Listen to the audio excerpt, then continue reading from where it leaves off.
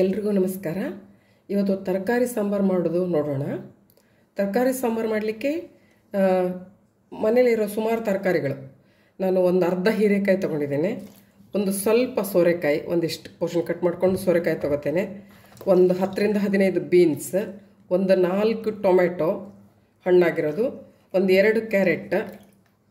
ಇದನ್ನು ತಗೊಂಡು ಇವಾಗ ಕ್ಲೀನಾಗಿ ತೊಳೆಯೋದು ಹೇಗೆ ನಾನು ಏನು ಹೇಳಿದೆ, ಯೂಶ್ವಲಿ ನಾನು ಇಷ್ಟು ನೀರಿಗೆ ಒಂದು ಮುಷ್ಟಿ ಉಪ್ಪು ಹಾಕಿ ಅದನ್ನು ಕರಗಿದ ಮೇಲೆ ಇದೆಲ್ಲ ತರಕಾರಿ ಹಾಕ್ಕೊಂಡು ತೊಳ್ಕೊಳ್ಳೋದು. 10 ನಿಮಿಷ ಬಿಟ್ಟು ತೊಳ್ಕೊತೇನೆ.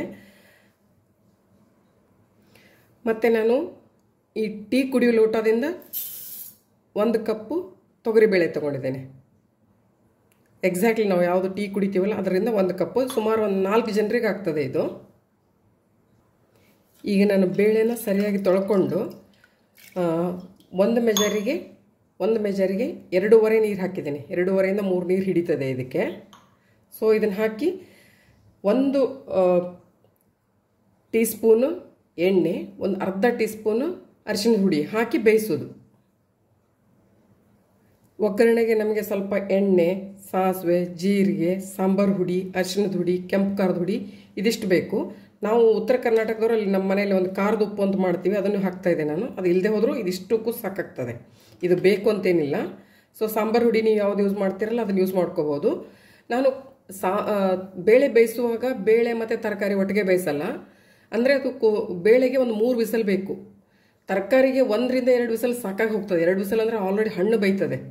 ಸೊ ಮತ್ತೆ ಇನ್ನೂ ಆದರೆ ತುಂಬ ಪೆಚ್ಚಾದರೆ ಸರಿ ಆಗಲ್ಲ. ನಾನು ಬೇಳೆನ ಒಂದು 3 ವಿಸಲ್ ಸಪ್ರೇಟ್ ಮಾಡ್ಕೊತೇನೆ. ಇನ್ನೊಂದು ಚಿಕ್ಕ ಕುಕ್ಕರಲ್ಲಿ ಜಸ್ಟ್ ತರಕಾರಿ ಮಾತ್ರ ಜಸ್ಟ್ ಸ್ವಲ್ಪ ನೀರು ಹಾಕಿ 2 ವಿಸಲ್ ಹೊಡೆಸೋದೇನೆ.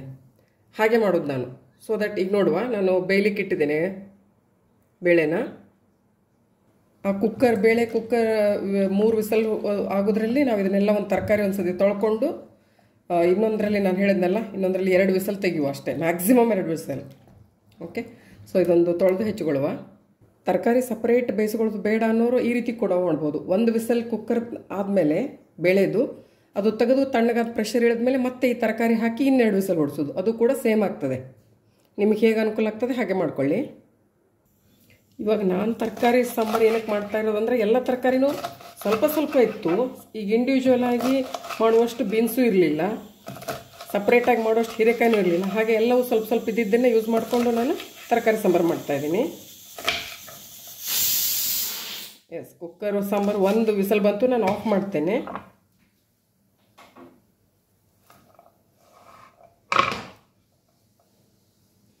ಇವಾಗ ಇದನ್ನು ಹೀರೆಕಾಯಿ ಕೂಡ ಸಿಪ್ಪೆ ತೆಗೆದು ಕಟ್ ಮಾಡ್ಕೊಳ್ಳಿಕ್ಕೆ.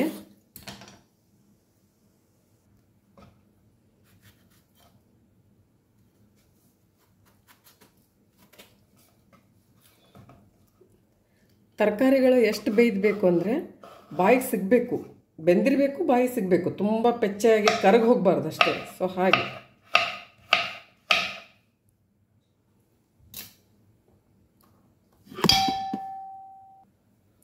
ಸೋರೆಕಾಯಿ ಸುಮಾರು ಇಷ್ಟು ತಗೋತಾ ಇದ್ದೀನಿ ನಾನು. ಬಾಕಿದು ನಾನು ಮತ್ತೆ ಪಲ್ಯಕ್ಕೆ ಯೂಸ್ ಮಾಡ್ಕೋತೇನೆ. ಹಾಗೆ ಸೋರೆಕಾಯಿಗೆ ನೆನಪಿರಲಿ, ಸಿಪ್ಪೆ ತೆಗಿಬೇಕು. ಇದ್ರ ಸಿಪ್ಪೆ ತುಂಬ ದಪ್ಪ ಇರ್ತದೆ. ಸೋರೆಕಾಯಿ ಪಲ್ಯ ಮಾಡುವಾಗಲಿ ಇದು ಮಾಡುವಾಗಲಿ ಸಿಪ್ಪೆ ತೆಗೆದೇ ಯೂಸ್ ಮಾಡಲಿಕ್ಕೆ.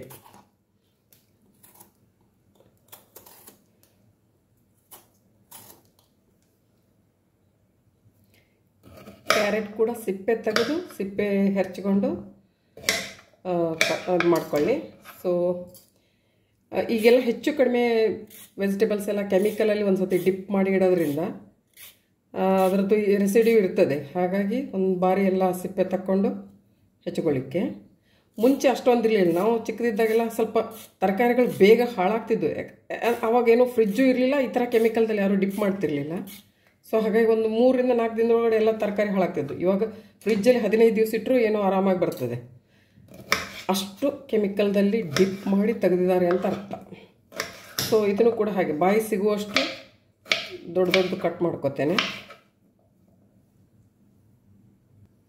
ನಾನು ಇವಾಗೆಲ್ಲ ತರಕಾರಿ ಕಟ್ ಮಾಡಿ ಇಟ್ಕೊಂಡಿದ್ದೇನೆ.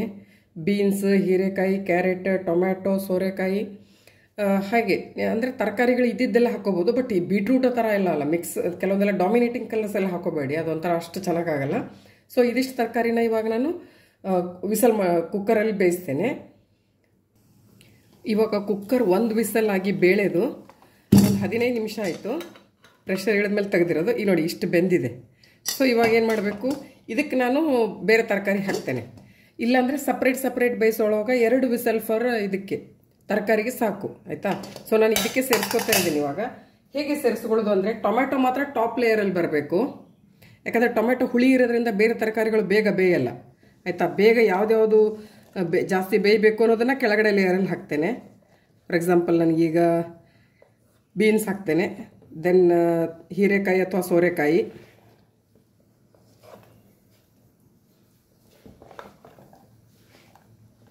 ಆಯಿತಾ. ಇಲ್ಲ ನಮಗೆ ತುಂಬ ಮೆತ್ತಗೆ ಬೇಯಬೇಕು ತರಕಾರಿ ಅನ್ನೋರು ಹಾಕೋಬೋದು. ಒಂದರಲ್ಲೇ ಹಾಕಿ 3 ವಿಸಲ್ ಹೊಡಿಸ್ಕೊಂಡ್ರೆ ಸಾಕು. ನನಗೆ ತರಕಾರಿ ಬಾಯಿ ಸಿಗಬೇಕು ಆ್ಯಕ್ಚುಲಿ ತಿನ್ನುವಾಗ. ಅದು ಅಂದರೆ ಸಾಂಬಾರದಲ್ಲಿ ಅಂದರೆ ಅದು ಅದರದ್ದು ಟೇಸ್ಟ್ ಜಾಸ್ತಿ ಆಗ್ತದೆ. ಸೊ ಇವಾಗ ನಾನು 2 ವಿಸಲ್ ತೆಗಿತೇನೆ ಇದಕ್ಕೆ.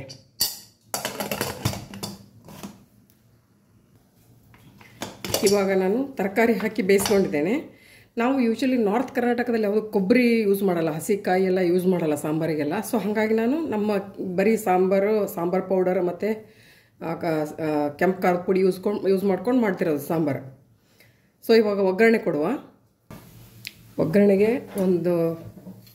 1.5 ಟೇಬಲ್ ಸ್ಪೂನ್ ಎಣ್ಣೆ,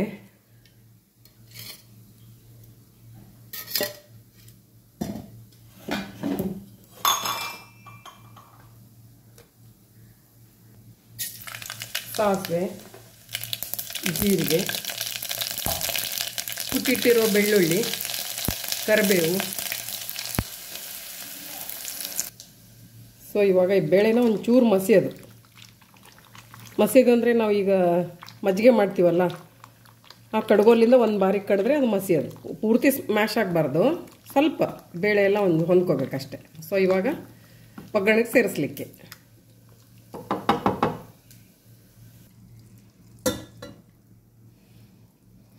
ಇವಾಗ ಸಾಂಬಾರು ಪುಡಿ, ಹುಣಸೆ ಹಣ್ಣಿನ ರಸ, ಬೆಲ್ಲ,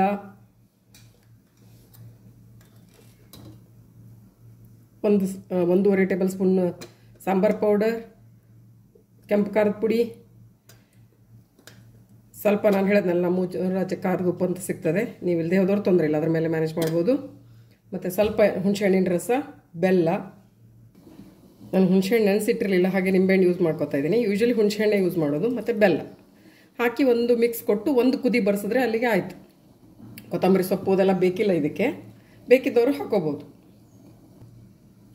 ಉಪ್ಪು,